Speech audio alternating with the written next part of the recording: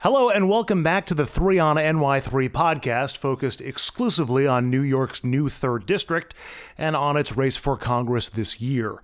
My name is Andrew Whitman. I'm a political journalist who's got some free time on his hands. I also happen to live in the district, so this isn't just an academic exercise for me. It's also my part to try and help build a better government by giving voters better access to the candidates and vice versa. This is episode number 6 of the podcast, and once again, we are sitting down with a Democratic candidate in this race. As today we chat with the lone Westchester-based candidate in the field, State Senator Alessandra Biaggi from Pelham. State Senator Alessandra Biaggi, Democratic candidate for Congress in New York's 3rd District. Welcome to the 3 on NY3 podcast. Thanks for joining us. Thank you so much for having me. Not only are you the first or a candidate the only candidate in the race that I had interviewed or met before this cycle, you're one of the few Alessandras I've ever met in the course of my life. I'm curious, there's a lot of ways to abbreviate Alessandra. What do your friends and family call you? They actually call me, if you can see my shirt here, it says Biaggi, but I have another shirt in the campaign store and it says Vote AB. And that's because everybody calls me AB for short. AB. Well, I'll probably call you Senator Biaggi or Alessandra for a while. You can call me AB. That's totally fine. How is your campaign doing? Did you get enough signatures to put yourself safely on the ballot? What are you hearing from your advisors about polling numbers and other important data? Great question. So first of all, let me just again say thank you for having me. It's been a really quick runway in this race. I'm sure that everyone who's listening is probably aware that the lines were just redrawn in redistricting. And so this district did not exist even 6 months ago. So the runway to this race where, we have the primary June 28th is a very short one. And so when it comes to being on the ballot, we are on the ballot. I'm very proud of that. It's, something that takes a lot of hands to make light work. And so we are officially on the ballot. We have done a poll and we look quite good in the poll without giving away any kind of trade secrets over here.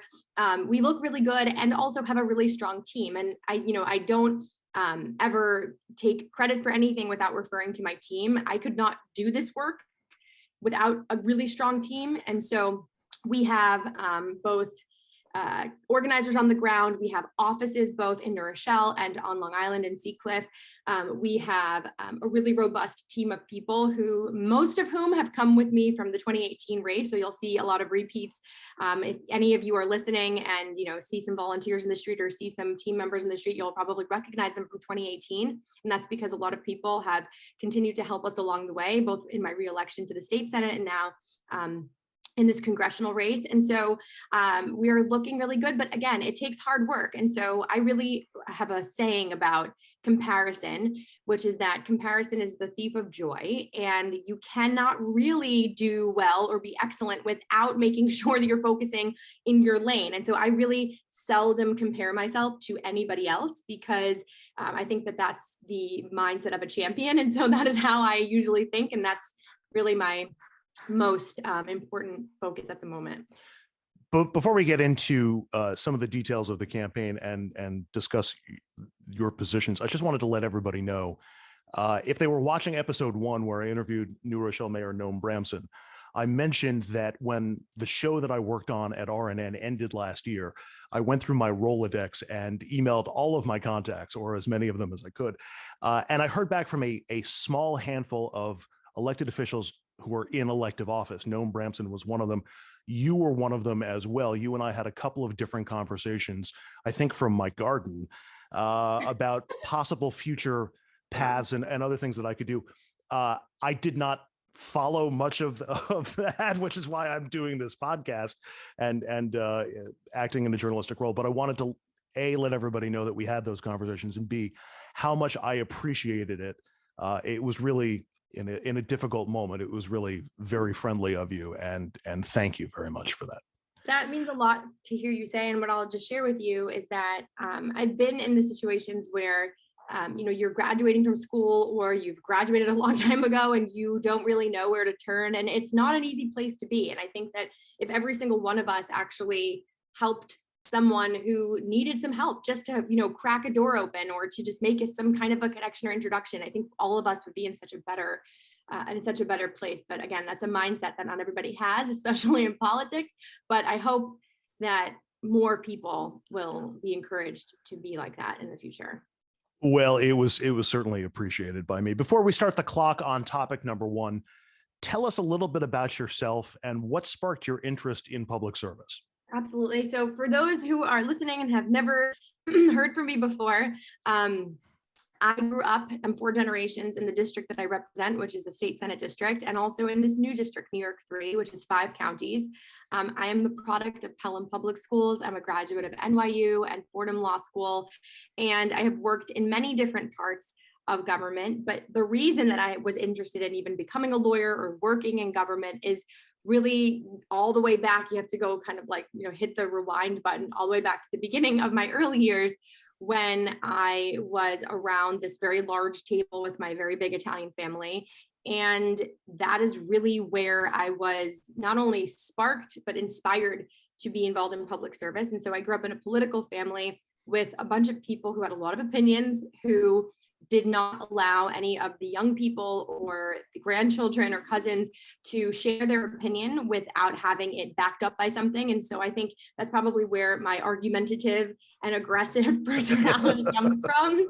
But I'm very proud of it. And that's because I really have been inspired by the work that many of the people, including my grandfather, have done. And just to be able to see what is possible with public service, it is honestly, if it's in the right hands, you can truly transform people's lives. And so that is what makes me just continue on this path, even with the highs and the lows, because in this work, there are a lot of highs and lows, and you don't win every battle or every legislative fight, but you have to come back and try again. And I think that the reality here is that every time I've stepped back to think, well, is this something I want every 2 years, right? You have to think to yourself, am I going to run again? Do I want to do this again? And I have thought to myself, there really is no work that I think is more meaningful, that can make more of an impact than public service, because the realities are that somebody can walk through the door.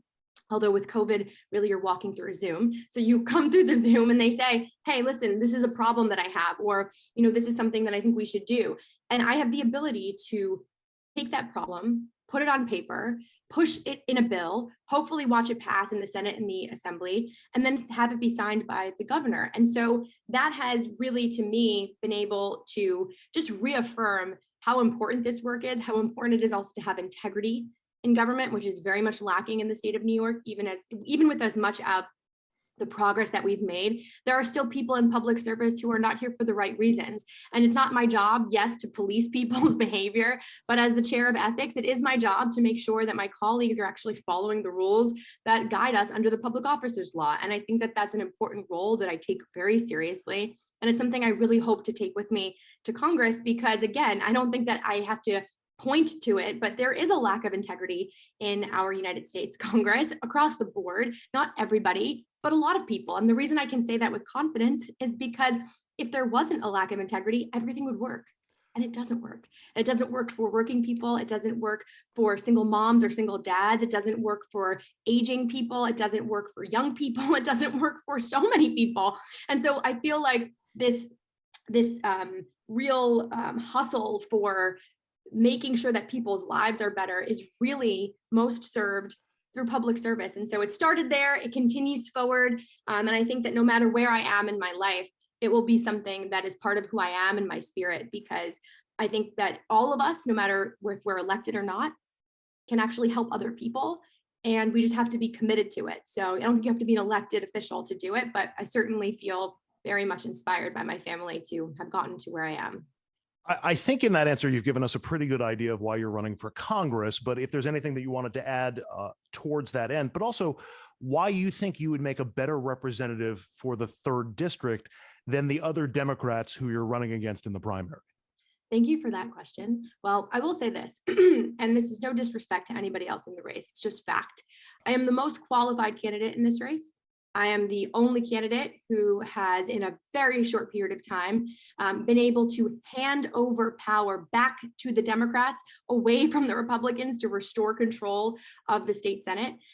We have passed tremendous amounts of legislation that have transformed people's lives in the state of New York: voting reforms, rent reform, sexual harassment laws, farm workers' rights, climate justice legislation, and the list honestly goes on and on and on. And it's not to say that just because we've accomplished these things that makes me actually qualified, but I am the most experienced person in this race. And I am also a person that has proven that my political party is not more important than the people that I represent.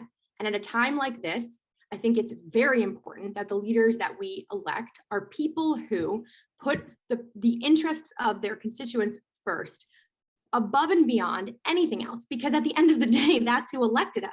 Some people have lost their way in politics in a way that can be really discouraging and also is very dangerous, because if you are represented by an elected official who actually puts themselves first, you can become hopeless. You can also become jaded.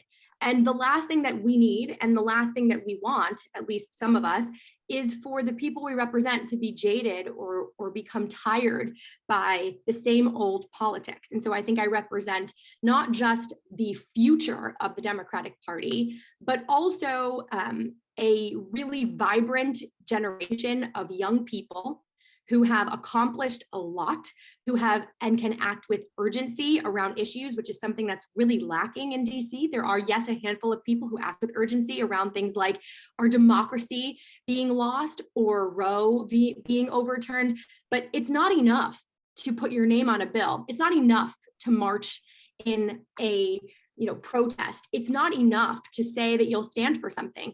At this point in time, that's the very bare minimum of what we need in the people who represent us, because that's the very bare minimum of what we've gotten to get us here. And so I think, what's really important is that we have leaders who can take the issues and bring them to the next level. I'll give you just one example, which is that in 2020, after we had passed all of this voting rights and voting protection laws in the state of New York, including absentee ballot bills, which is my bill, which means that if you're listening and you vote by mail, you are voting by mail because of a bill that I passed, which was an idea from a Mount Vernon constituent, which is, again, going back to how to make change from the ground up. That's how you make change from the ground up. But in 2020, it was the summer, and myself and Representative Mondaire Jones sued Donald Trump and the Postmaster General, because if we could just go back in time, even though I know we don't want to, because it's a painful time. If you remember, all of the mailboxes were getting removed from the ground, the sorting machines were getting turned off in the post offices, the postal workers were being told, do not work beyond 5 p.m., even though they have presumptive overtime. And that was actually delaying the mail, which made everybody across the country concerned that, oh my gosh, are our ballots going to be arrive in time to be counted towards this most important election where we hope to defeat, at least as a Democrat, Donald Trump.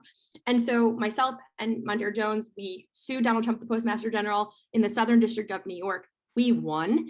And I think that that's the example of what I'm trying to say when I say take it to the next level. It is not enough to just stand and scream. It's not enough, which, by the way, is very important. Let's just be very clear, because everybody has a different ritual of democracy. But we're not talking about what it means to be an activist or what it means to, be a community member. We're talking about what qualifies somebody to represent a community in the United States House of Representatives. And it's going to take something even bigger, I think, than what we've seen, because we're up against a lot. So, there's a lot of other reasons, but I think those that I've just defined underscore.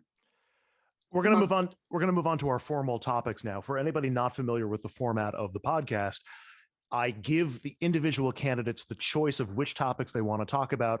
We talk about each of them for 20 minutes for the first two portions of the podcast.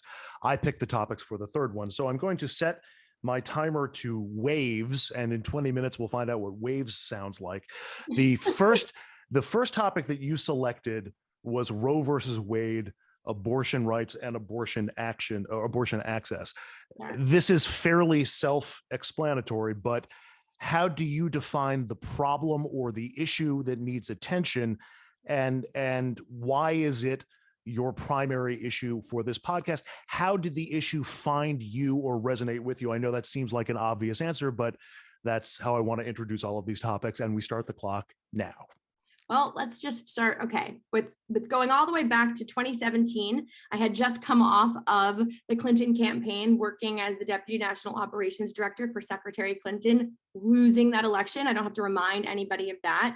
and thinking to myself, I'm a lawyer, where can I best use my law degree? I'm going to work for the governor of New York, get in there, get a portfolio, women's health, pass the Reproductive Health Act, I'm told, a bill that would codify Roe v. Wade. Well, it didn't happen. And I thought to myself, why? Pulling the curtain back, I realized it was my state senator who was preventing that, because he had an allegiance and an alliance with Republicans for almost a decade to prevent all of these kinds of bills from coming to the floor. So I ran, I won. Not only did we pass the Reproductive Health Act and codify Roe, but we went beyond. We passed additional bills in New York to protect a person's right to access and abortion. Really important at a time when, if you look across the country right now, almost every day in places like Texas and Oklahoma and Missouri, and pick another state, there are bills getting passed that are not just restricting the access to have an abortion, but are quite literally eliminating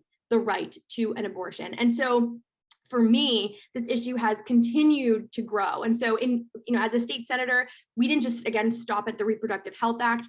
We continued on. I currently carry a bill that is called the Abortion Access Fund, because just for everyone's awareness, having the right to an abortion doesn't mean that you actually can get one. Why? Because the cost, transportation, you might live in a rural area, you might be from out of state, you might need childcare, you might have to take a day off of work. So really making sure that we create the abilities and the resources for people to actually access abortion care, excuse my language there.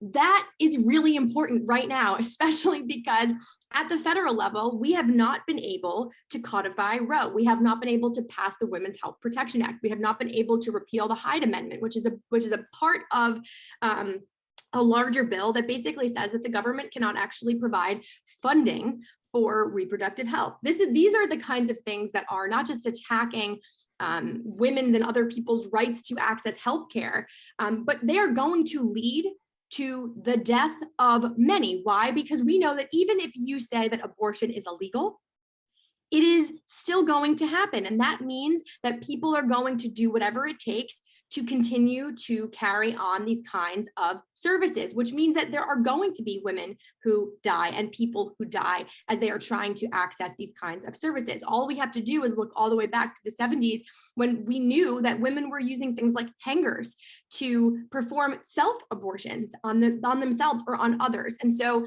at the end of the day, this is an issue that not only is important to me, but it's something that I truly believe is part of what it means to have the right of privacy as an individual to determine what are the best choices for ourselves when it comes to our healthcare decisions. And so while New York might be this real beacon of light where I know that we're going to continue to be a reproductive sanctuary state, unfortunately, there are going to be people across this country who do not actually have that ability. I will give one example of something that has come up recently that I thought was an atrocity, and it made me just really angry at the end of the day. And this is what it was. There was a couple who recently was celebrating their wedding. On their wedding night, the bride was having a lot of pain. She was pregnant. They went to the emergency room and she was suffering a miscarriage. So what was happening? She was bleeding a lot. And the doctor who met her said, well, you really need an abortion because otherwise you're going to bleed out. But I can't give you an abortion because of SB 8 in Texas, the law that basically prevents doctors from doing that. So what happened? They put this young woman and her groom on a plane to Colorado to get these services that she needed. She could have died in flight. She could have died on the way to the airport. The point is that if we are actually going to create a country where we're giving, people the right to make their own healthcare choices, it has to extend to women and people who need reproductive health care services, making their own choices as well. And I think this is an attack on so many different things that Republicans seem to want to attack. But at the end of the day, I think we need more champions of reproductive rights, because if we just put our names on bills and just, go to work, vote, go home, it's not enough, because guess what? We have been doing that and it hasn't been working. The last thing I'll just say about abortion rights and abortion access is this. Democrats cannot be afraid to use the word abortion.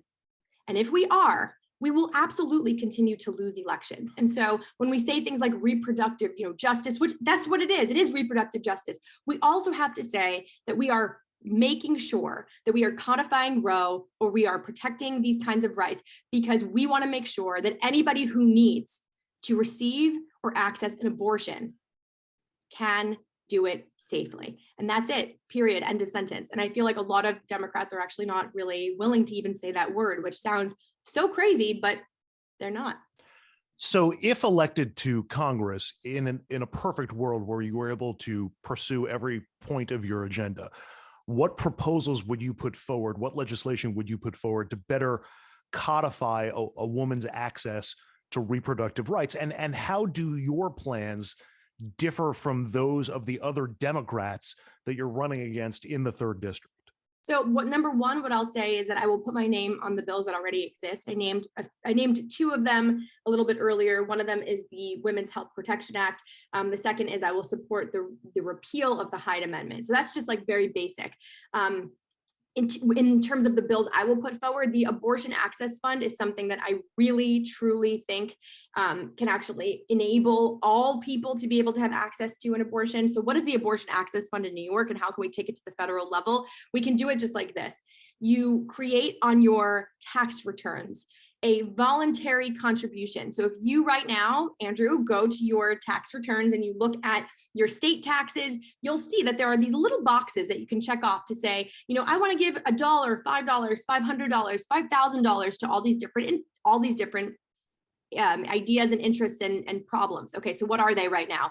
Things like preserving trees, things like retired horses, Alzheimer's, all of these different issues that New Yorkers face. We can also do this at the federal level, creating a voluntary contribution to a fund that is then used to be able to go across the states, to be able to say, okay, we're going to distribute money in places that actually need it, like New York, because this is a reproductive sanctuary state. We know we already protected the right. We know that if the money goes there, it will actually be used to make sure that people have access to reproductive justice and reproductive rights. And so it's things like that. In addition to that, what I will say, which is again a very, very bare minimum thing in my opinion as a Democrat, I will support abolishing the filibuster to expand and make sure that we are thinking about how we can suspend the filibuster in whatever vote it is, whether it's protecting the right to vote, even though we're not talking about that right now, or passing the Women's Health Protection Act, to make sure that we are actually passing bills that Democrats elected us to pass. I think it is bare minimum at the end of the day to say that we are standing for these kinds of things as Democrats, because if we don't actually pass these kinds of bills, or if we don't want to vote for these kinds of things, I don't really think that we can call ourselves Democrats. And so I know a lot of the time progressives are often blamed for so many things across this country. But at the end of the day, what's very interesting to me and peculiar is that there are 2 United States senators who refuse to suspend the filibuster to even protect something as basic as the right to vote. And I don't see any progressive standing in the way of that. So I think we have to start getting very real about accountability as well when it comes to protecting things like abortion access and abortion rights and reproductive justice, as well as protecting the right to vote and other things. But the last thing I will just say is that I really feel very much excited about the possibility of being elected, being a champion for reproductive justice, and not just staying in New York or Washington, D.C. to do my job, but traveling across the country, especially to state houses where these kinds of bills are being passed, because that is the kind of advocacy and organizing that it will take to make sure that we actually don't roll the clocks back. You talked about some of the difficulties in getting Congress to take any significant action when it comes to abortion right and abortion access. Most people expect that sort of difficulty will continue into the new Congress just based on election results. You will also have to deal, in all likelihood, with the United States Supreme Court, which has an abortion case before it. We expect to have a ruling on it in the end of May, the beginning of June. Most people think that will eliminate the nationwide protection that Roe versus Wade provides. But even if elected to Congress, you would not be in a position where you could take action on that, especially if it reaches a constitutional level in a ruling from the Supreme Court. What you mentioned, advocacy, in lieu of being able to actually make progress legislatively, is that the next best avenue for you in this fight? Is that the next best route for concerned New Yorkers in the 3rd district, whose own access to abortion rights may be codified under state law, but as they try to look at the landscape nationally. Yes. So I just want to be very clear about something. The majority of the United States House of Representatives runs through New York. So a lot of our power and ability to affect the way that the federal government works absolutely does rest and rely on New York's ability to elect, in our case, because I am a Democrat, enough Democrats to hold a majority. But what I will say to this is that, as a state senator, a lot of people said, well, your power will be very limited in what you can do, right? You just get to pass bills and go to Albany and come home and, do your events in your district. And I could not actually think of an example that is further from the truth. I think that I have pushed the limits of what it means to be a state senator simply by showing up every day in a way that has allowed for so many state issues to become issues of national concern. And that is what I mean when I say that we have to use our power to the fullest extent. So I do actually think that, if the women and the people in New York care about making sure that we are not only codifying and protecting the codification of Roe at the state level, which, by the way, barring my election to the state Senate, my predecessor was standing in the way of that. And so the ability for women and people in New York to be safe and to make sure that their rights are protected here was because of those 2018 elections that pushed out of the way quote unquote Democrats who are not really Democrats, who actually put all of the women, including the women in New York 3, at risk from being able to access an abortion. And so the next level and the next step is that we know that New York is not just a state on its own. It's an international state. It represents international interests. Other countries look to see what representatives of New York do to really think about how to guide and to lead their own, whether it's states or countries or regions in the world. And so I think of the role and the job of being a member of Congress, not just as representing New York State or even New York 3, but as really taking the voices of New York 3 with me, because we have the ability to be able to fight on a very bigger level that a lot of places in this country can't. And so we have to use all of our privilege and our abilities to feel at least responsible to take it to that next level. And I do. And so I think that, going across the country and raising money for other candidates to make sure that they can actually win, to flip these seats, something that I have to be honest with you, in the state of New York, the Democratic Party has really failed to do. In fact, a lot of the new energy has come simply from organizing outside of the Democratic Party, even though I'm a very, very proud Democrat.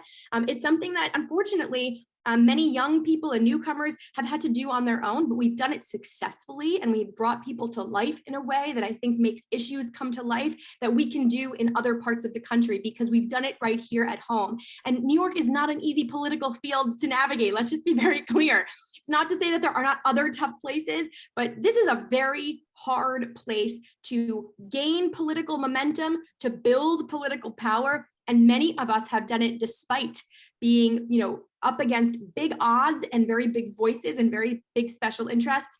And we've won again and again and again. And I think we have to use that model across the country in ways that can give also hope to a lot of people who do feel like, you know what?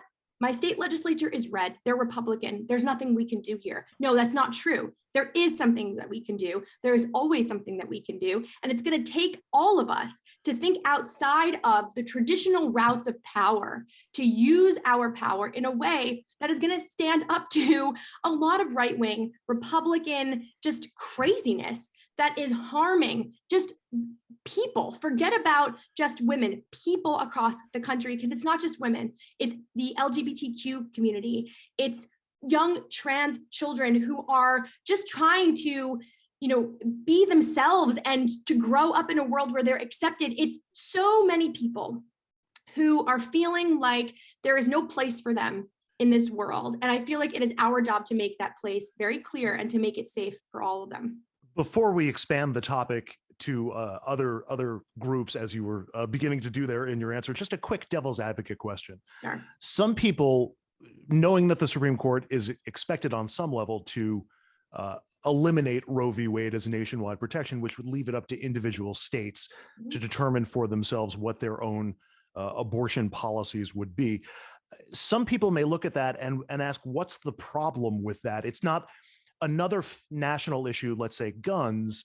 You can draw a state line between the policies of another state like Pennsylvania or West Virginia and say that directly impacts what's happening in New York. But some people may look at abortion and say, well, why shouldn't Texas and Oklahoma and Florida be allowed to put in conservative restrictions on that because that's what the local populace wants, and have other states with different policies like New York or New Jersey? What is the danger in that? Why shouldn't it be state by state? Well, number one, I will just say that the Constitution, which is where, Roe v. Wade is a case that codifies, the right to choose. What does that really mean? It means that we have gotten the right to access an abortion through the right to privacy, which is through the United States Constitution. And so this is something that is a constitutional right. And when we start giving constitutional rights, which just for everyone's, a very quick civics lesson, let me just go to the side for a second. The United States Constitution is the law of the land. It is what applies to everybody. It means that this document sits over all of us and that there is not a state or a person or a government or an entity that can go against what the law of the land says. And so the law of the land is that the right to privacy is something that all of us should be able to afford. And let me just interrupt you for a quick follow-up on that, because it's not, the right to privacy is not listed in the Constitution. It is an interpreted right as interpreted by the Supreme Court, who looks as though they're about to interpret that differently. Does the right to privacy, should that be codified in law? Should that be codified in the Constitution? Well, it doesn't have to be, because it is inferred through the Constitution. And so that is the point that I'm trying to make, which is that the right to access contraception, is also inferred through that right. And so where does it end? Do we just say now that, every single state can determine whether me, Alessandra Biaggi, can access birth control pills? Me, Alessandra Biaggi, can have one or two. Where is the state going to start determining how many children I have? It's completely outrageous. And so the point of not allowing the states to be able to have this right is because there will be as we've seen in other different kinds of issues, there will be an unfortunate impact where people in Texas will die because they won't be able to access an abortion. People in New York will not die.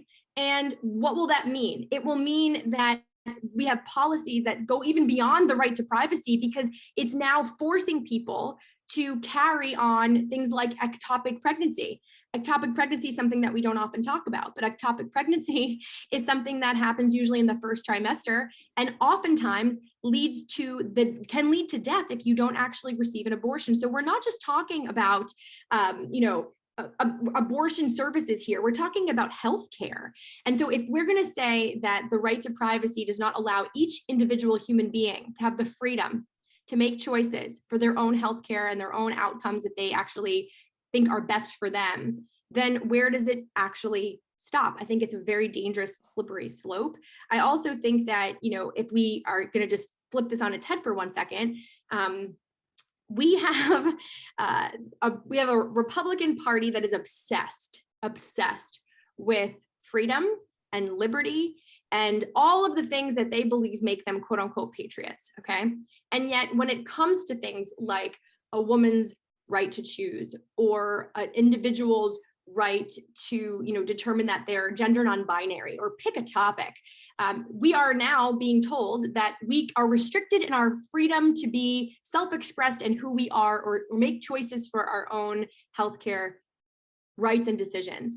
That is completely outrageous. And I know that you and I can have that intellectual conversation in good faith. They don't want to engage in that good faith conversation. And so one thing I've learned in the past 4 years is that anytime that you are up against someone who wants to just be right, there's no way in, there's no access to that person's ability to even transform something with them. So that means at the end of the day that many of us in the Democratic Party have to accept that fact that these are not our friends. These are not even people who want to work across the aisle with us.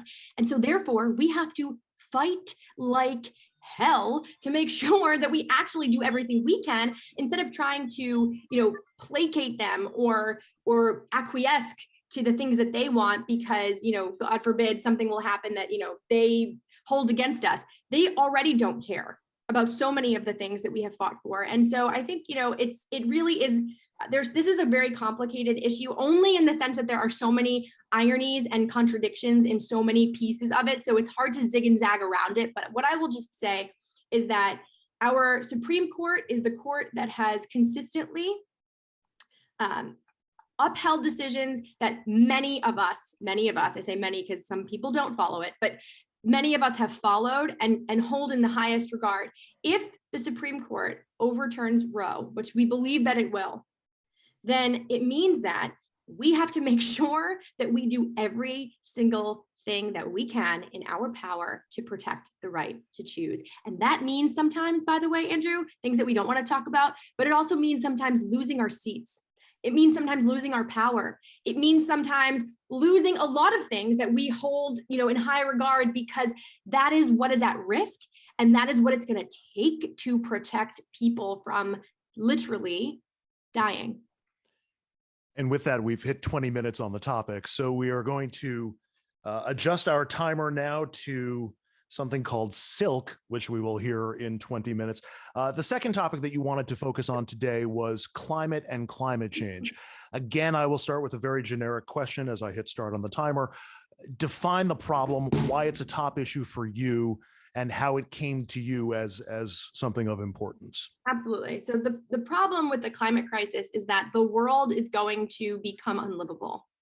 Okay. Why is the world going to become unlivable? Because global greenhouse gas emissions are increasing year by year in such a way that is making certain parts of the world literally today, right now, unlivable. How do I know that to be true? Okay.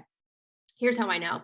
Extreme storms, not just in New York, which we've seen with Ida and every hurricane that's come since, but across the entire world and country. If you want to just, go a little bit south, the tornadoes that ripped through several states in, several months ago were so fierce and so strong and came in at a time when tornadoes usually do not hit or touch down. And the destruction that it caused is only something that we are going to see happen more and more and more. Okay, so I care about that as a human being and a citizen in the world who really does actually care about everybody's ability to live with dignity. And being able to live with dignity, it encompasses a few things. It encompasses the ability to breathe clean air, drink clean water, to be able to be housed, to send your kids to an excellent school, to be able to have access to healthcare, and all of the things that we know are the basic foundation of allowing for a human being to thrive. Okay. When it comes to climate, everything that we talked about already today, abortion access, my ability to protect the right to vote, all of these things that we care about actually will not matter. They will not matter if we do not address the climate crisis. So let's take it back to New York and to New York 3. In New York, in the past 4 years, we have passed incredibly strong legislation.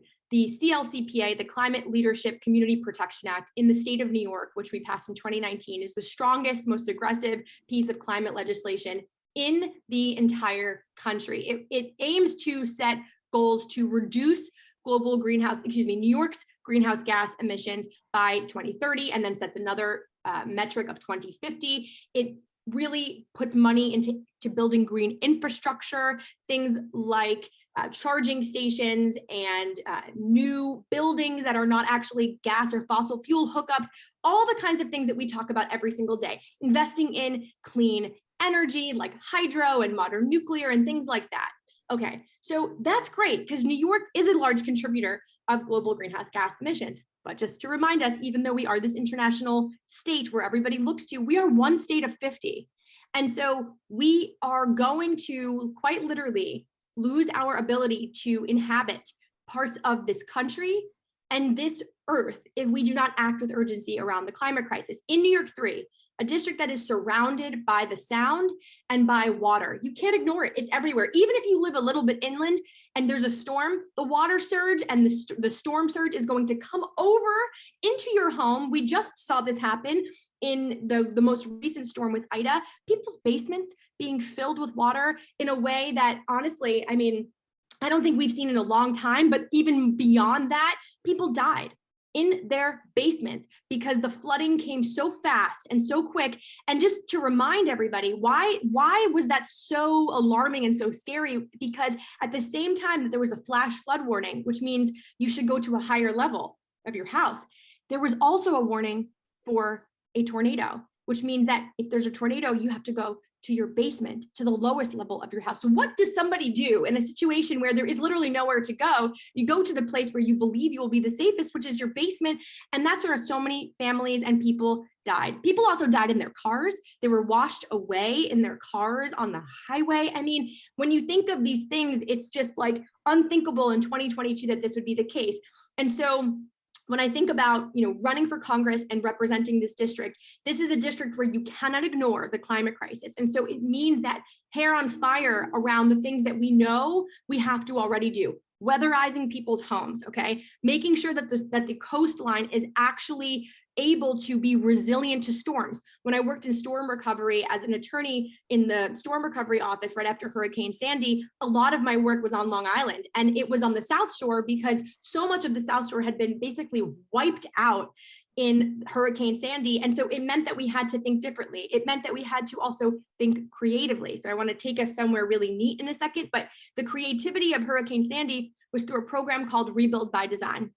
And what we thought about and what we did was we created this storm wall in the water so that when the storm surge comes, it hits against that wall. But what we also did was we created this oyster reef, which meant that the water was going to be refiltered and the water was actually going to be cleaned. And we thought about really creative ways to deal with what was coming in the future. Okay. When we think about what are we supposed to do next, besides all the things I just mentioned to take those things to the federal level, there's also a lot of industries that do function in black boxes. The fashion industry, which really does matter. And I'll just say, people might be thinking to themselves, what the heck do I care about the fashion industry? Well, New York and New York City is one of the fashion icons in the world, which means that we have a responsibility to lead on these kinds of things. At the state level, I've introduced a bill called the Fashion Sustainability Act.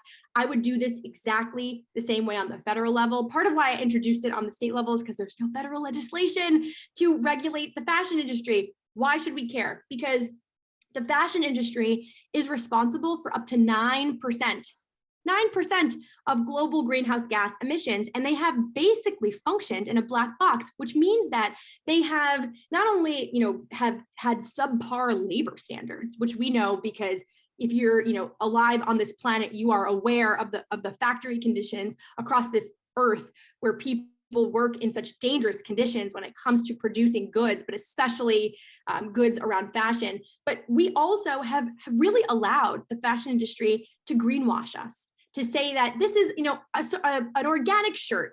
It's a shirt that was recycled.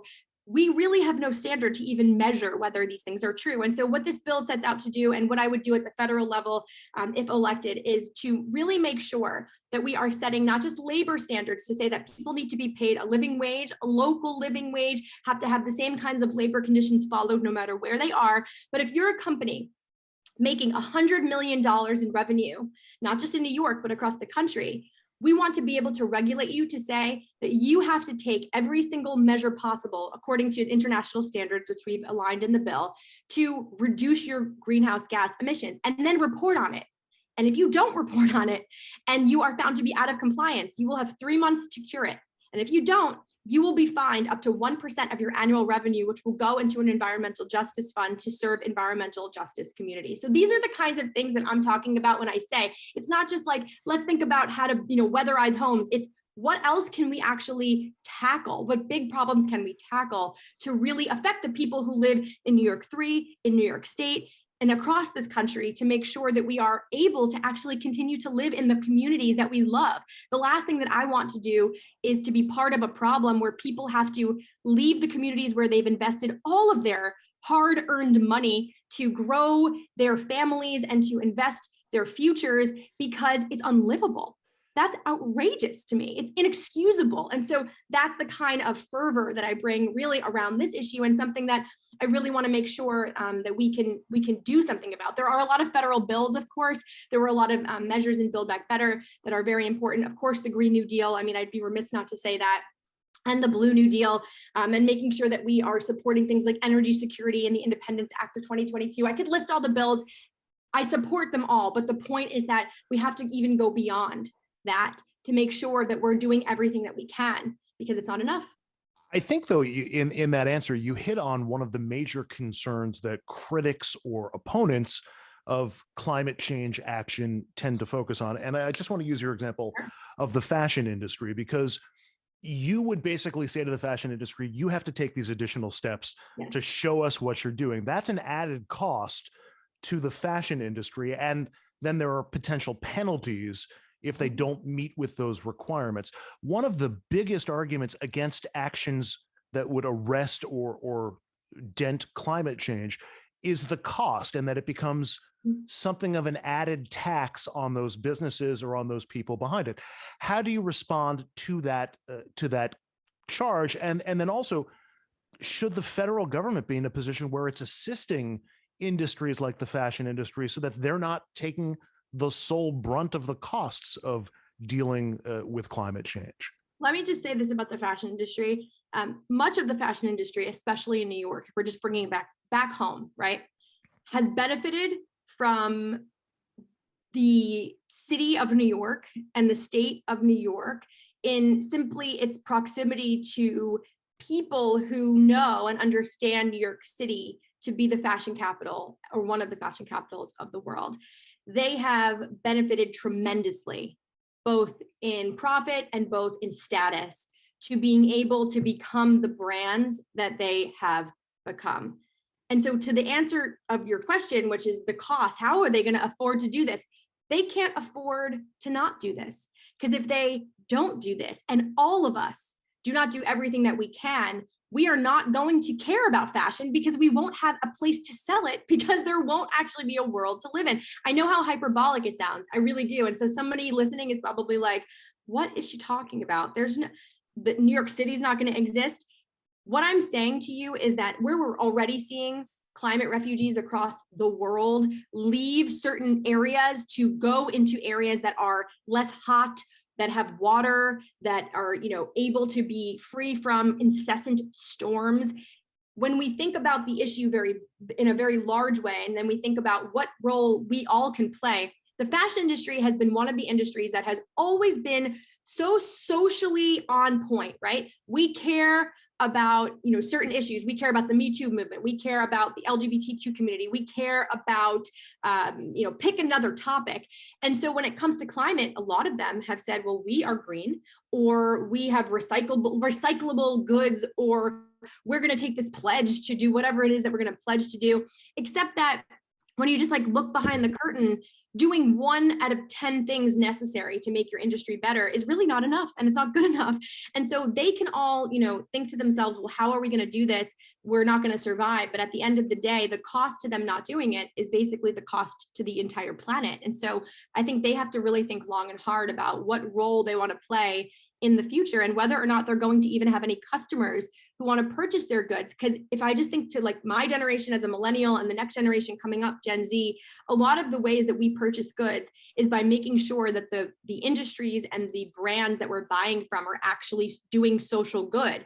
And all of us can sniff out when people are trying to greenwash us or sell us something that's not really actually doing any good. And so these are brands that won't exist if they don't actually take this measure. The last thing I'll just say is that this is not a punishment to the fashion industry. This is an invitation to them to come along for the ride, to sit at the table and help us to make these regulations, to make their industry better, to help us to help them lead, to ensure that other manufacturers and other industries can actually lead. And we have a lot of support on this bill so far. Stella McCartney, who is a very, very well-known designer, is a supporter of this bill. She has come out with us from almost day one. In addition to that, we have people who are climate activists like Leonardo DiCaprio, Jane Fonda, Rosario Dawson, who are very loud and outspoken around the importance of making sure that we do all that we can to address the climate crisis. And so we are on the verge, I say that because it hasn't happened yet, but we're on the verge of bringing forward with us a lot of other brands who we've heard from them. We've heard their voices say, there's some things in here that might be really impossible for us to actually comply with. Can we change it a little bit like this without actually impacting the importance of the bill? And we've said, yes, absolutely we can. And we've made those amendments. And so I don't want the impression to be that we're inflexible, but the urgency around it is really incredibly urgent and important to make sure that these things exist. And so I do think the fashion industry will come around. And I also think that as one of the leading receivers of gross domestic product revenue, meaning they have some of the highest revenues in the entire country, they should also be willing to do it because Americans are supporting them and their existence. You mentioned the Green New Deal, which I assume from the way you spoke about it that you support. That's something of a lightning rod term for a lot of voters out there, especially Republicans and conservatives, who just in talking with them on some level equate the Green New Deal with socialism or communism. I've even heard intelligent Republicans say to me, boy, you see what's happening at the gas pump right now. If we had pursued the Green New Deal 5-10 years ago, how much higher would gas prices be right now than they are already? What are the misconceptions about the Green New Deal? And maybe just getting away from the term Green New Deal and sort of hitting the bullet points for what it does. What should people know about the Green New Deal that perhaps they don't, because it's been sort of castigated as this boogeyman term? I'm so glad you asked this, because I think the number one mythology around the Green New Deal is that it's a bill, and it's not. The Green New Deal is a congressional resolution essentially laying out a plan for tackling climate change. It's non-binding, which means that even if Congress actually approves it, nothing in the proposal actually would become law. So that's, I think, an important thing to underscore here. There's been different variations of the proposal over the past few years, but what I will just say is that the main goal of this resolution is to drastically reduce global greenhouse gas emissions. And so, you've had a lot of activists surrounding the pushing of it, like the Sunrise Movement, of course, Representative Ocasio-Cortez, who, really has been the champion of this resolution from the moment that she was elected. And so I think that those are the two things that I would say probably should set the record straight. But at the end of the day, I mean, if the goal is to reduce greenhouse gas emissions, it doesn't just mean that we're thinking about, gas prices. It means it's every single industry. And that's why when I mentioned the Fashion Act previously, it's about how do we look at the world and the industries that exist, and then also encourage them and help them to make sure that we are fixing these really urgent issues that also impact things like economic equality and racial injustice. And so when it comes to gas prices, I mean, it's really a perfect convergence of what's going on right now. The crisis in Ukraine is something, and excuse me, with the invasion of Ukraine from Russia is absolutely causing gas prices to spike, which means that it's also a perfect opportunity, and would have been a perfect opportunity several years ago, to begin this journey of thinking about how do we start to invest in different ways that homeowners and municipalities and states can actually start to reduce their reliance on fossil fuels. And so in New York, one thing that we've done, that the Green New Deal, again, resolution, if it's passed, it's non-binding, but again, it signals, I think, to the world that we are committed to doing something about this that really is at the forefront of all of our policymaking. In New York, we've put a lot of different infrastructure funding into making sure that we are placing across the state, but especially in downstate and city areas like Buffalo and New York City and Syracuse, et cetera, charging stations for electric vehicles, changing over our school buses and school fleets to electric vehicles, our garbage trucks, making sure that there is a transition plan from fossil fuel or diesel reliance to actually making sure that they are green and they are electric kinds of buses. In the county of Westchester, where I live, there has been a move, really with the help of our county executive, George Latimer, to make sure that our public buses and our B-Line is a bus system that actually is going to completely shift and transfer over from diesel fuel to electric vehicles. We see this in New York City with the cabs, making sure that they are not reliant exactly only on gasoline, but on on electric as a source of energy. And so at the end of the day, I think that there's a lot that can be done here, but unfortunately, most people don't even know that the Green New Deal is actually not a bill, but it's a resolution. And so we can't even have this conversation in earnest because unfortunately, this is what exists. But back to just closing my point out around Ukraine. This is a perfect time for us to literally put all of our resources into pulling away from our reliance on fossil fuels. It is in a moment of crisis when we go to the gas pump, myself included, and we watch the dollars go up and up and up and end at $80 or $75 simply to fill up your tank. I mean, it's completely outrageous. There, I think, are ways that we can start doing this now. I know that President Biden in the past week or so has basically given the green light or the go ahead to release these reserves, like billions of reserves or billions of barrels to really drive down the prices for people who live across this country, but also New York State in our recent budget just did a gas holiday, or a gas tax holiday, I should say, for the next several months to really have the burden on New Yorkers be reduced. There's a lot of criticism around that, of course, because if we don't have the taxes from gas, we can't invest it into things like the MTA and public transportation, which is very true and highly problematic. And so there's a balance here. But I think really, if we just zoom out, these are like the more the smaller issues. When we zoom out, this is a perfect time for us to start to really take our funds, state and federal, and let's get going on making sure that every piece of infrastructure across the country no more relies on gas hookups. So, more I can say. Unfortunately, the alarm is going off. So this is what silk sounds like. But it sounds like what you're saying is that if we had pursued some of these green technologies before the problems with Ukraine had started, yes, we might have been able to ameliorate some of the cost spikes. 100%. And I think we should take this crisis as a real signal to us that it's not just this crisis that's going to cause the hike of gas prices. It's going to be many crises across this entire world, because we know that any kind of issue geopolitically affects all kinds of prices. I mean, this is just what it is. And so I think this is the perfect time for us. All right. So with that, I want to move on to the third segment, and I'll start the clock at 20 minutes. And these are going to be the topics of my choosing. And I want to start.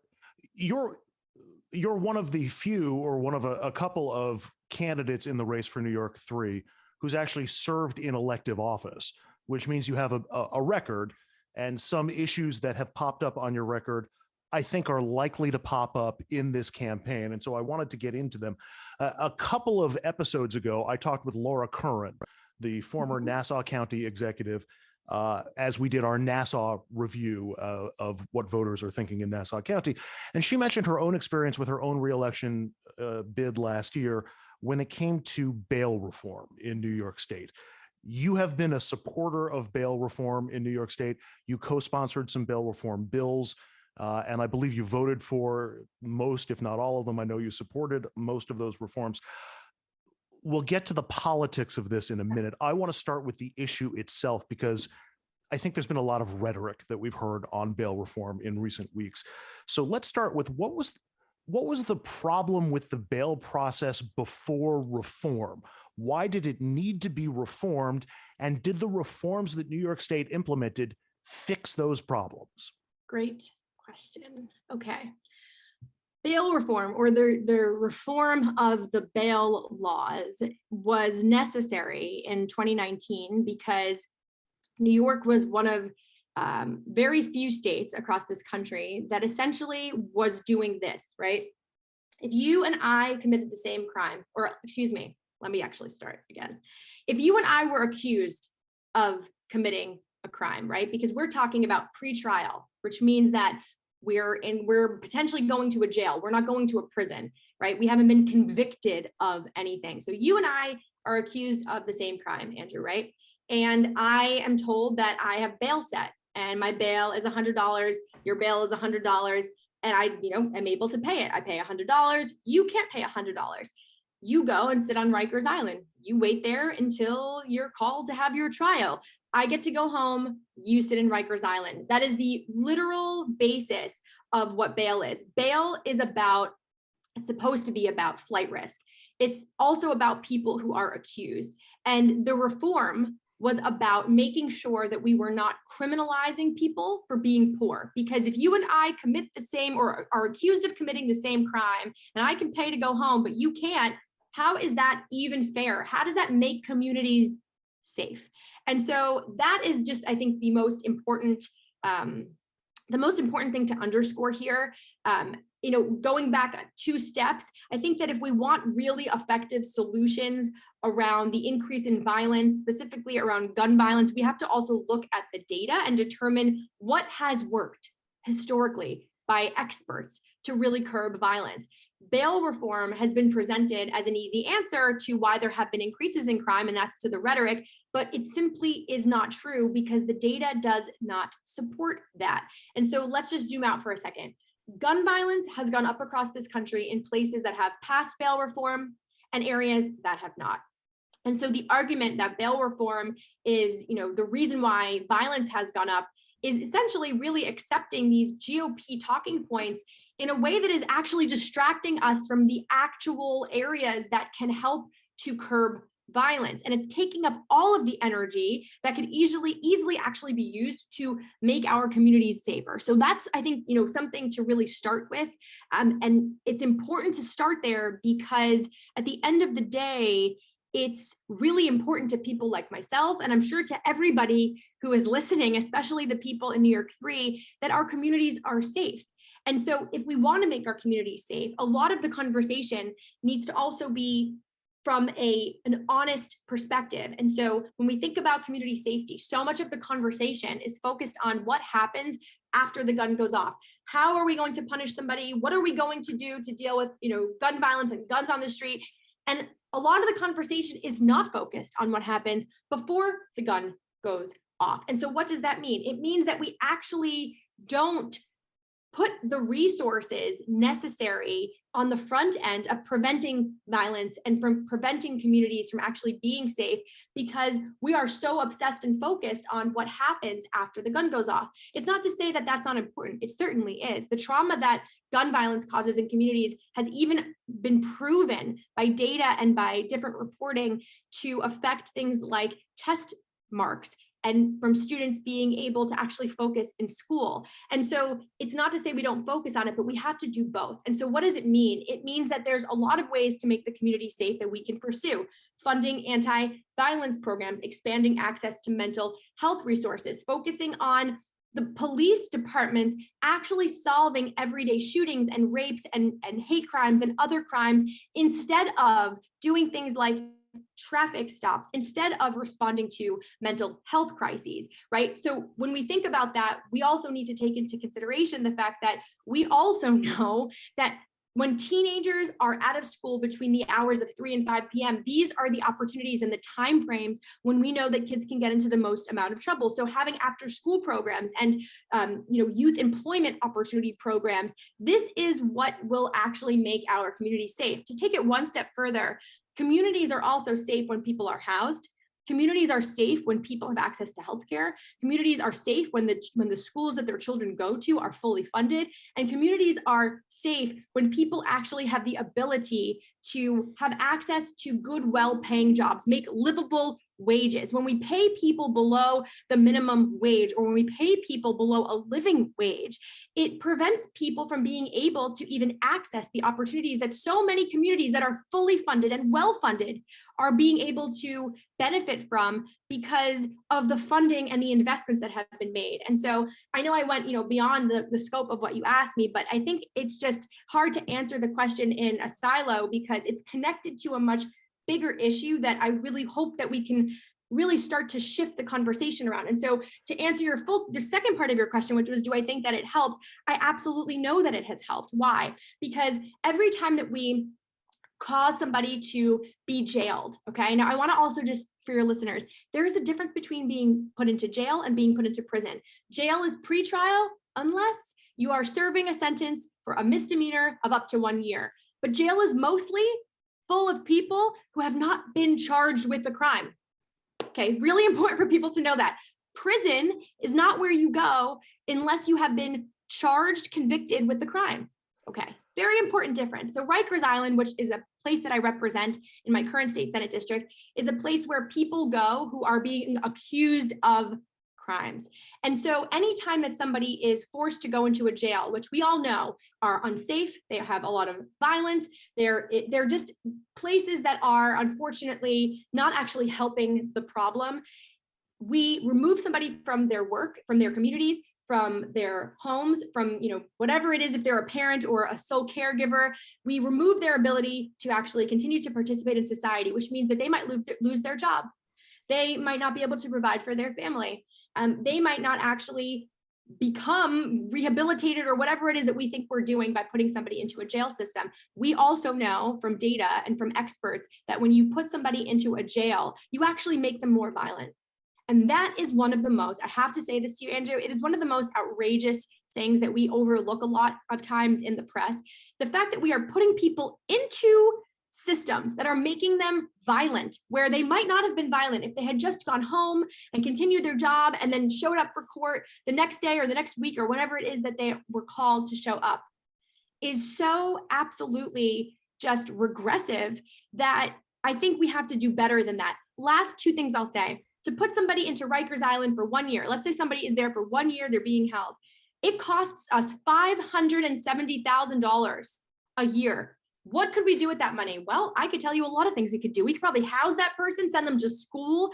We could probably make sure that their community is actually given the right resources, like an after-school program, because I can guarantee you that most of the time, people who are being brought to Rikers Island are not part of communities that have funding for things like anti-violence programs or mental health or for after-school programs. And so that is the kind of thing where we are using our taxpayer dollars to put those dollars into a system that does not work. Now, I'm going to comma that for 1 second, comma, and I am not talking about not having some kind of punishment for people who have, of course, been convicted of things like violent crimes. Violent crimes are not part of bail reform, just to be very clear for everybody. It's not part of it, which means that if you're accused of a violent crime, violent felony, you're going to go to Rikers Island or you're going to go to jail in the state of New York because that's what the law already says. I'm talking about nonviolent felonies and misdemeanors to make sure that people are not being jailed and harmed so that they can also go back to their lives and be able to be functioning citizens in the world. I just want to jump back in with a few specifics on bail reform again. First of all, sure. The Brennan Center for Justice at NYU has done some reporting on this, and they've concluded that there is not a connection between the bail reform law and increases in crime in New York State. And I wanted to get into a couple of their conclusions. One of the things they did say is that just 2% of the 100,000 cases they looked at led to a rearrest for a violent felony. Now that's 2,000 people who did actually commit or are accused of committing a violent felony after being released through bail reform. And there are going to be some people that say even that 2% is too many. How would you respond? I will respond by saying that we don't want anybody to be committing any kind of crime of any sort, whether it's nonviolent, whether it's violent, whether it's, stealing a backpack or harming an individual. Let's just be very clear from that vantage point. But we all have to think about the issue of safety from a high and also comprehensive level, meaning that we can't just look at it in these slivers. So yes, that's terrible that people have committed 2,000 people released on bail have committed those crimes. That's awful. We don't want that to happen. Of course not. And so I got it. But at the end of the day, the 98% other people who didn't, should we not focus on that success? We should all, as human beings, forget about elected officials. As human beings, we should all be in the business of causing the least amount of harm. What decisions are we making to cause the least amount of harm? The more people that we jail, let's say 98% of those people who were released who didn't have any kind of criminal activity, if 98% of those people went to Rikers, I'm going to tell you right now that I can almost guarantee you that those are people who will not only be affected and impacted by the culture and the climate of a humanitarian crisis, by the way, because it is, because there's a federal monitor that went to Rikers Island that said it's uninhabitable, impossible to actually even function there or to even to hold people there. But let's say that they went into that environment. I can guarantee you that they would absolutely have a proclivity for violence, because that is what jails do. They create more violent actors because of the very culture inside. So we have to think about this. Should we have put 100% of people in Rikers Island? Or should we have had those 98% of people be able to post bail or have no bail set, go home, continue their lives, and make sure that those are not people that are actually have a proclivity for violence? We have to think about that. And I think we should all be thinking about how to balance the least amount of harm. So that's the business that I'm in. That's the decision making that I'm in. My desire is for nobody to cause or create any harm. But you know how we get there? By funding our communities. Because I'll tell you right now, I live in Pelham, one of the most funded communities in the state of New York. And I'll tell you straight up that there is almost next to nothing related to violence happening in the town of Pelham, because we have all the resources that we need to be able to live here with dignity and to thrive. And that is what we should all wish for every single human, not just in New York 3, but in the state of New York and in this country. And if we don't, then we're not in the same business of trying to make sure that people's lives are made better by investing with our tax dollars. But Senator, this is where the issue runs into the politics. And I'm going to make that transition now, because there has been plenty of misreporting when it comes to bail reform. Reports that violent incidents have been caused or contributed to by bail reform that have later been disproven, even after they've been reported in the media. Police unions have been complaining about this since day one. Talk of why bother making arrests with this law in place, and we've heard that from some prosecutors as well. Even a Democratic gubernatorial candidate in New York, who is a very familiar face in New York's 3rd district, is now running no BS ads saying he wants to do something about crime on the street. Then you fix bail reform by giving judges the power to keep violent offenders off the streets. Yet that's kind of the problem that led to the need for bail reform in the first place. But that's working. That disinformation, if you want to call it that, has been working. A couple of numbers from a Siena poll in March that in the New York City suburbs, which includes New York 3, 65 to 22 say the bail reform law is bad for New York. 70 to 19 say the bail reform law has resulted in an increase in crime. 87 to 8 say it should be amended to give judges more discretion on bail, and it just was in the recent budget talks. 50 to 46 say it's not very or not at all concerned that giving judges discretion on bail will lead to poor people and people of color being unjustly incarcerated. So that puts somebody in your position in a difficult political position, because it seems like the popular theme right now on bail reform is that it is making New York less safe, even if the stats and the data say that it's absolutely not. And you are running for election in those headwinds. And I think of the line that what's popular isn't always right, what's right isn't always popular. Is that your guiding principle, or would your guiding principle be, hey, I represent the people, I'm hoping to represent the people of the 3rd district. If they don't like bail reform, maybe I shouldn't support bail reform because I represent them. I'm curious what your approach is going to be. Thank you very much for asking that. Let me just start by saying that bail reform is a state issue. And so a federal candidate for Congress running on or against bail reform is incredibly misleading, because they can't do a damn thing about it. Just to be very clear. Let me try to federalize it. Would you support a bill in Congress that had similar bail reforms on a federal level that has been instituted in New York? Well, let me just say to everyone who's listening that at the federal level, the bail laws are so much fairer and so much more effective than what has been going on in the state of New York for the past 50 years, that I would say that we should emulate what the federal level does. And I'd have to look at all the details of it, but I'll say that anything that makes us be able as a society to decarcerate people who should not be held pre-trial for non-violent misdemeanors and felonies, we should do that. That is what we should do. So I'm committed to that no matter where I am in elected office or in the state of New York or on this planet, just to be very clear about my commitments.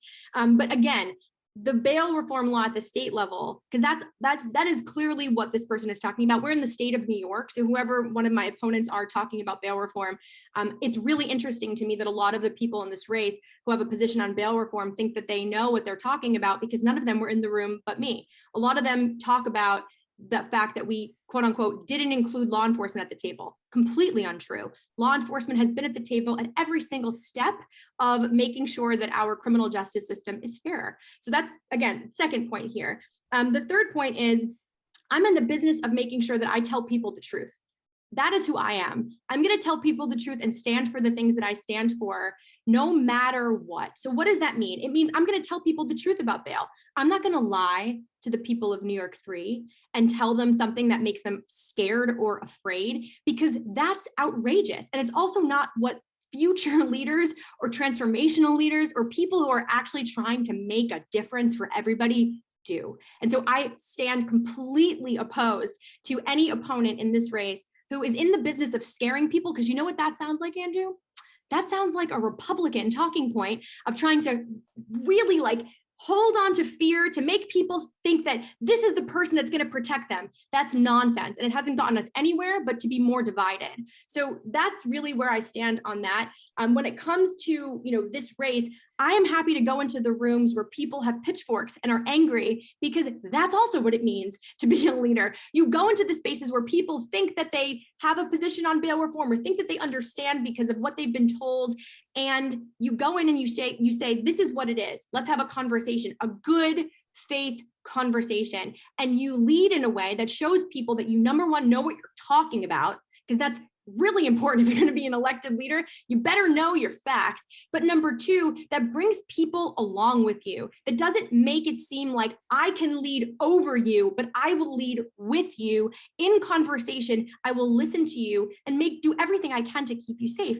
Last point I'll just make here is that since I'm the only candidate running from Westchester County and also representing the Bronx too, I'm pretty sure that the person you're referring to is from Long Island, which means that we have to point out one important thing, which is that Nassau County is the safest county in America, according to US News and World Report. How interesting to have that actually be a fact, where then you have people who are so fearful of crime and bail reform and just obsessing about this thing without saying, how can we learn from what Nassau County has done to make every other county safe? What has Nassau County put into place to make sure that the Bronx can be safer, to make sure that places outside of even Westchester County, but upstate, can be safer? That's how we actually use the things that are working for us to help the rest of our communities like New York 3, because there's 5 other counties here. We just hit the 20 minutes. We heard the silk alarm on my iPhone. I know I don't have time in my 20-minute segment, but I was going to mention the New York Post does not seem to like you very much. They put out— No, they're a right-wing paper. They shouldn't like me.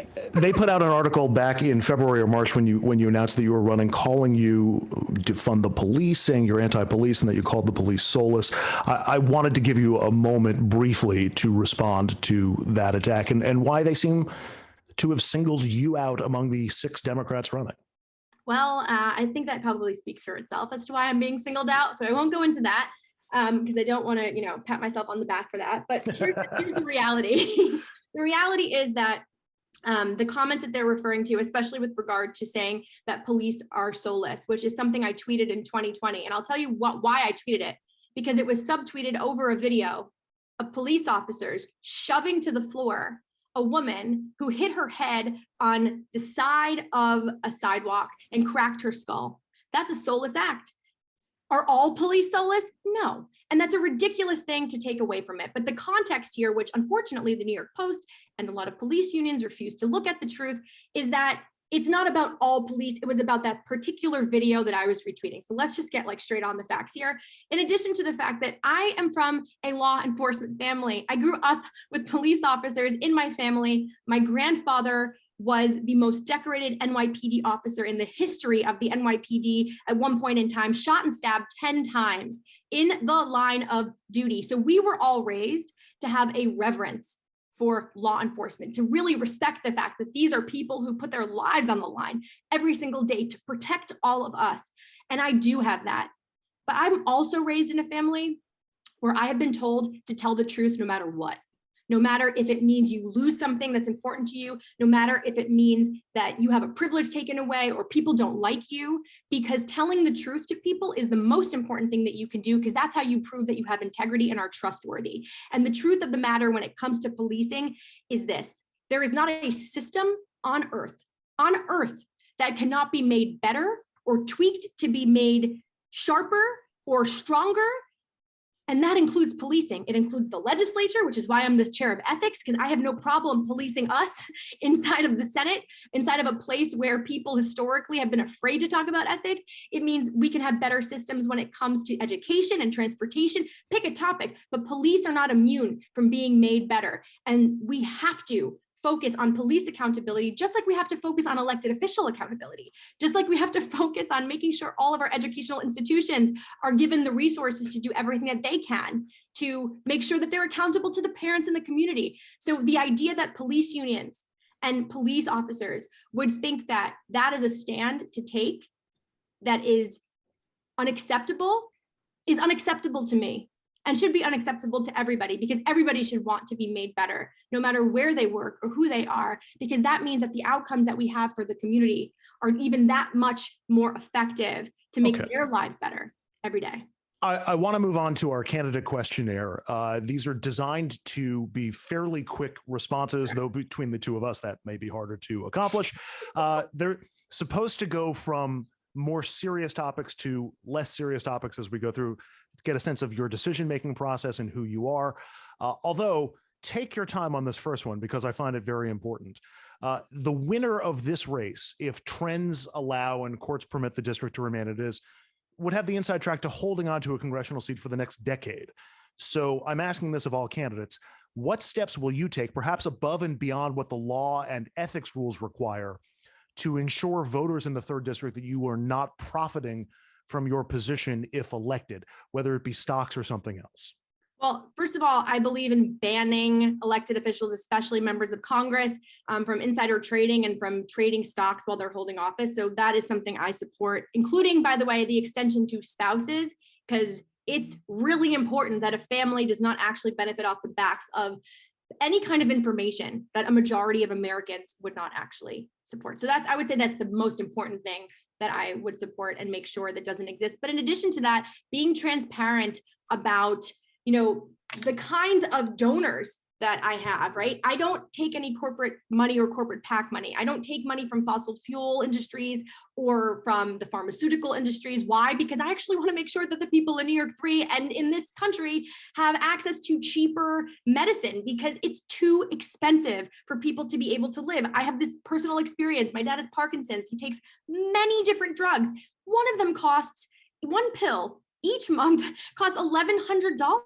One prescription. That's crazy. What person can actually afford that when it's life-saving medicine? So I don't want to ever take a dollar from an industry that doesn't give a damn about the people that they're actually trying to, or at least pretend to want to protect. And the same thing for fossil fuels. So we could expect a lot of disclosures from you, even above and beyond the requirements or whatever the ethics rules are. And commitments, public commitments to not taking certain money, and the follow through of that as well.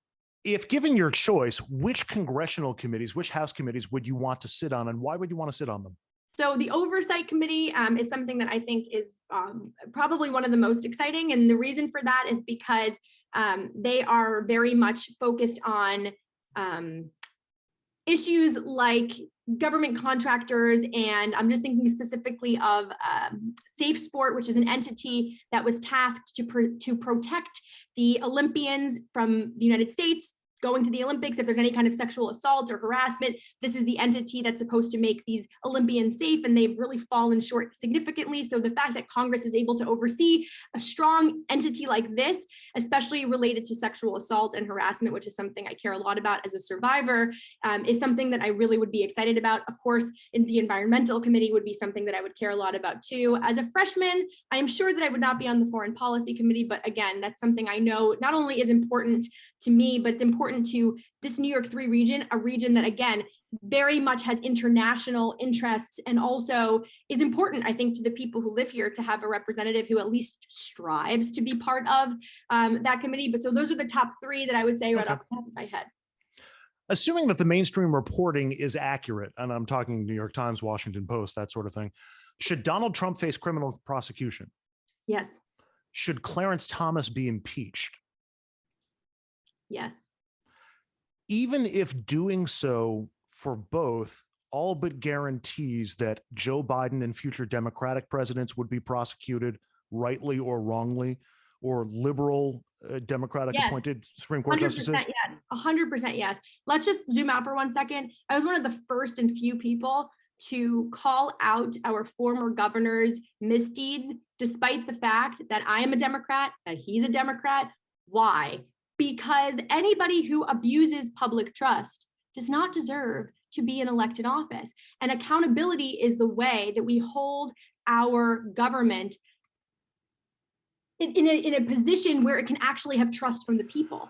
But even if doing so, Senator, leads to an era where what we see in Mickey Mouse countries around the world, where new prime ministers investigate and jail their predecessors, that could be leading to an era of this. I don't know why holding Donald Trump accountable would mean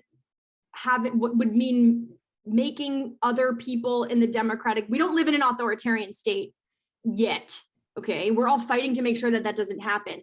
But if the laws on the books and our Justice Department is actually fair, then if somebody violates a law, they should be prosecuted, no matter where or who they are. I don't think that prosecuting and convicting Donald Trump is something that means that all Democrats will be prosecuted. If a Democrat breaks the law, they should be prosecuted. If anybody breaks the law, they should be prosecuted. So I don't necessarily see the two things so related. Fair enough. Is there ever a circumstance where it would be appropriate for a member of Congress to lie to their constituents? No. What about not telling the whole truth? No. Okay. Unless it's classified information, which you're not allowed to tell. But then you say that's classified, I can't tell you that. But you be honest about what kind of information it is. Name a public policy position or a decision that you've made in the past with which you now disagree or regret. Good question. Like to see the evolution of people. Wow, that's so interesting. Or if you are convinced you've been right from the get-go. That's a great question. I can't even think of one. Okay. Isn't that crazy? Let me like mull it over. By the time this is over, I feel like I'm sure that there will be something that I come up with. Fair enough. Name a position that you hold that you think might be out of step with the majority of your party. Not funny, actually. Term limits. I think it's out of step with a lot of parties. You support term limits. I support term limits, especially on an executive level. Like, I think that a governor should have term limits. I think that an attorney general should have term limits. I don't think that we want somebody being a governor for 16 years. And unfortunately, in New York, we were almost on that pathway. So yeah, at the executive level, I support term limits. If you win this seat in Congress, you'll be up for re-election in 2024, which is a presidential election year. Should Joe Biden be the Democratic nominee for president in 2024, or do you think he should step aside for a new generation of leaders? I think that Joe Biden has done an excellent job under the circumstances. And I think that the Democratic Party should build a bench. So I do think that it's important to have new leadership.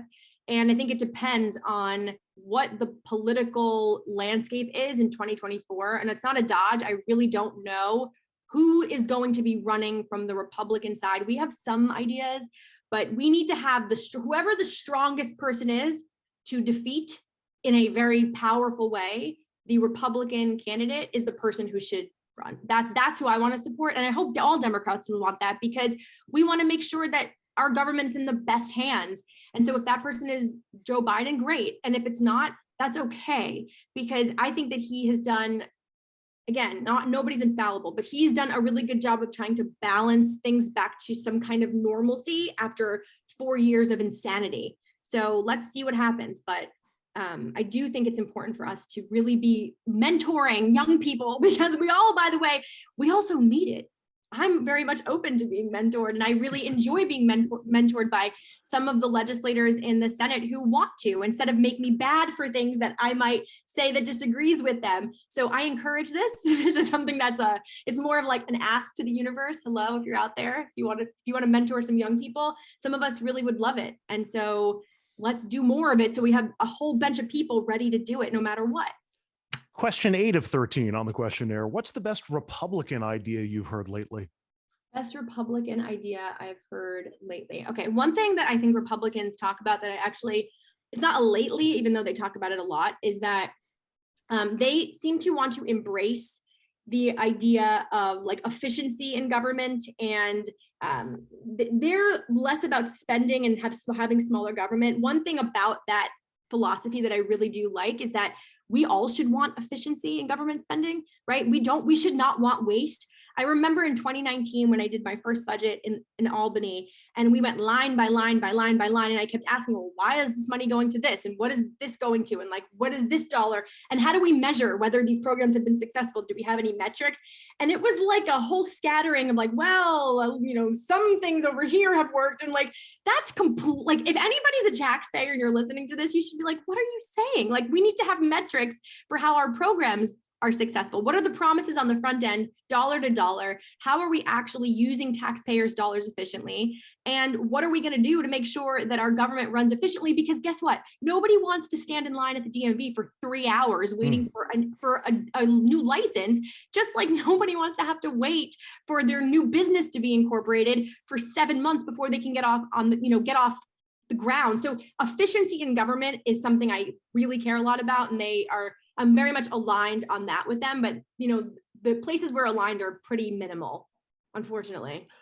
Moving on, I'm pretty sure I know what your answer is going to be to the first half of this question. Could you ever see yourself supporting Andrew Cuomo in the future? Never. How Ever. about Al Franken?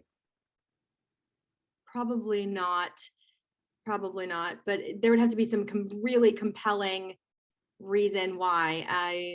No. Okay.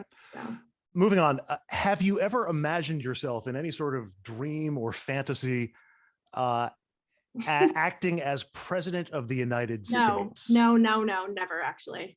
Never. Even though when I was in fifth grade, if somebody finds my like Prospect Hill Elementary School graduation book, it says like, what do you want to be when you grow up? And it says president. I do not want to be the president of the United States. That is not something. Well, for a brief time in fifth grade, it sounds like you were talking about it. I don't think I knew much then.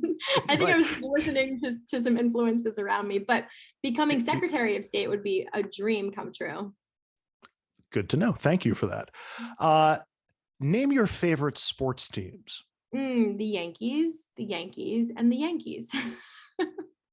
Just the Yankees, no other teams. I mean, I'm a baseball fan. I like tennis. I like, I'm not constantly watching sports on TV. I like to watch the Italians play soccer, or as they call it, football. But baseball is really my thing. I love baseball. I'm truly a baseball fan since I'm a little girl. And I am in a mixed household, which means that my dad is a Mets fan. So we've had some tumultuous times in the Biaggi household, but it's been fun. And I will just say that, I'm not a football fan, but I don't watch it on Sundays during the fall. But that lack of, having a favorite team in football is not the reason why I voted against the subsidies in the state to go to the Buffalo Bills station. Sure, and if anybody wants to make that conclusion, that's not what it is about. And we'll just agree to disagree on the Yankees. Fair enough. That's okay. Your favorite political movie or TV show, and why it has resonated with you? My favorite. Well, it's not considered a political show, I guess, but I love Billions a lot. The reason it's resonated with me is because here's a fun fact that probably most nobody knows. I worked in a hedge fund after law school for a little while, and the juxtaposition of private entities and industries and government officials, and especially in New York and New York City, the tension between these two worlds is so it's so well done in the show, and it's so realistic from what I've experienced. And so I think there's really no greater U.S. Attorney's Office in the country. I'm sorry, every other U.S. Attorney's Office, if you're listening, than the Southern District of New York is like the premier US attorney's office, and to have that be represented in billions is really neat. And to watch how, the hedge funds are trying to get around some of the rules and laws, even though hedge funds are a creation of a loophole actually in the law, which is a random thing that almost nobody knows either. Anyway, the point is, I love the show. I think it's really hip and really cool. I think it represents New York politics in a really awesome way. And it's super cutthroat and aggressive. And that is awesome. So I enjoy it. My answer to that question would be The West Wing, which leads me to the final question of the candidate questionnaire. Sure. At one point in the show, the president, Martin Sheen, President Bartlett, talks about wanting to speak out on issues, and he says this is more important than re-election. And that resonates with me in a time when it seems like political courage is in short supply. There are an awful lot of members of Congress who seems like their primary focus is just getting reelected for some reason, which I don't understand why that is. So I'm curious, what's more important to you than reelection? You mentioned something earlier on, but what's more important to you than your own political success or electoral success? Having and holding on to the values of what make me me. And that's no matter what, right? So I am somebody who stands for criminal justice reform and for making sure that people's lives are not harmed because of a mistake that has been made. And also I'm somebody who cares about victims' rights. I don't find those two things to be in conflict with one another. And I fight for both of them because as a survivor of sexual abuse, I care a lot about survivors' rights and for rape survivors' rights and things in that category. I am going to take the stands that I take, even if it means that I stand alone, because that is how I was raised. And I know that that might sound so antithetical to what it means to be in politics, but I will just say that I have served for 4 years now. And I know that there are a lot of people who voted away, who truly wish that they could have voted another way. And the reason that they didn't vote the other way is because they felt like their political loyalties were to a party or to an interest or to whatever it was, as opposed to the people that they represent. And I think that that is something that is very rare in politics. And the way that we can make sure that that happens more and more, to make sure it's not rare, but that more people actually care about doing the right thing, is by electing people from the grassroots or ground up. Because the way I was elected in 2018 has allowed me to have a freedom in Albany and in the Senate that I would not trade for anything. It's an independence that is invaluable to me. And yet I'm still able to be part of this Democratic conference. I'm proud to be, but I'm very outspoken against the things that I think are harmful. And nobody would, I think, disagree. It definitely has given me a reputation sometimes of being quote unquote difficult, but I think that's a sexist trope that I really don't pay much attention to. So I am very proud of what we've been able to do here. And I really actually feel grateful for all that we've accomplished. And again, I'm not here to be liked. I'm here to make a difference. And I really hope that people can see that and understand that. And even if they can't, that's okay. Actually, I thought just the question you had earlier, like what's one thing that the voting against or voting for or whatever it might be. When I first got into office, one of the ways in which I was like, oh yeah, this makes a lot of sense, we should keep it this way, which was like the way in which our offices are given money and funding. So like if you're in the majority, you get more money than if you're in the minority, you get less money for staff in an office. And at first I was like, that's great, let's go. And then as time has gone on, I'm like, this is awful. Actually, like, I don't think that this is a good idea at all. Why? Because Republicans represent everybody. I'm a Democrat, I represent Republicans, independents, Democrats. We all need the same amount of funds to represent the communities we represent. I think it's ridiculous that we allow for a state budget to give the majority more money than the minority. I know a lot of people think that's really crazy of me to say, but I actually think that if we want to stop the cycle of political retribution, you start to make things fair and you cut out that vitriol and eventually it goes away. Senator, how can voters in the 3rd District find more about you? What are the addresses online and in social media? You got it. So if you want to check me out, go to my website at alessandrabiaggi.com. On Twitter, I'm at the handle at Biaggi, the number 4NY. On Instagram, same handle at Biaggi4NY. Facebook, you just go right to my Facebook page. It's not me behind there, but I am certainly behind the Twitter account as well as the Instagram account. So if you have any questions, you can always DM me there. But definitely check out our website. There's a volunteer or a comment box you can go into there. We'd love to hear from you. And if you want to volunteer, please sign up. We'd love to have you. After we get done with all of these interviews with all of the different candidates on the 3 on NY3 podcast, we're hoping to arrange one-on-one debates, which may be difficult to do with scheduling and things like that, but I certainly hope you would be amenable to participating in that. I would love to. Andrew, being in a debate is one of my favorite environments to be in, as you probably can glean from this conversation. Moderating a debate is one of my favorite positions to be in. So it sounds like this is going to go well. Thank you so much for the time. I really appreciate it. And thank you for being a part of us here on the 3 on NY3 podcast. Thank you for having me. This has been a lot of fun. And that brings us just about to the close of this episode of 3 on NY3. My thanks to State Senator Alessandra Biaggi and her campaign team. To learn more about her and her campaign, you can find her at alessandrabiaggi.com. That's ALESSANDRABIAGGI.com. Her Twitter handle is Biaggi4NY. That's BIAGGI, the number 4. NY. My name is Andrew Whitman. You can follow the show on Twitter. The show's handle is at 3 on NY3. You can find me on Twitter at Whitman Andrew. Video versions of the 3 on NY3 podcast are available on YouTube. Audio streams can be found on all major podcast hosting apps. Just search for 3 on NY3. And if you wouldn't mind hitting like or subscribe on the podcast wherever and however you're consuming it, we really appreciate that as well. To contact the show with any questions, complaints, sponsors, if you want to have food delivered here, whatever, you can email the show at 3onny3@gmail.com. Quick reminders, primary day is June 28th. Election day is November 8th. This has been 3 on NY3 with Andrew Whitman. Thanks so much for joining us.